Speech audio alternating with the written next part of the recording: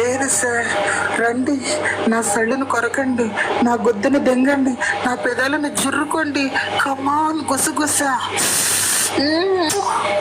ఒకసారి లొకేషన్ పెట్టండి కదా. అబ్బుతులు ఉన్నారు వీళ్ళు కొట్టేయడమే అబద్ధం చెప్తారా వాళ్ళు ఇక్కడ లేరు. ఏం లేదు, ఇంకా నేను ఎందుకు అబద్ధం చెప్పడానికి?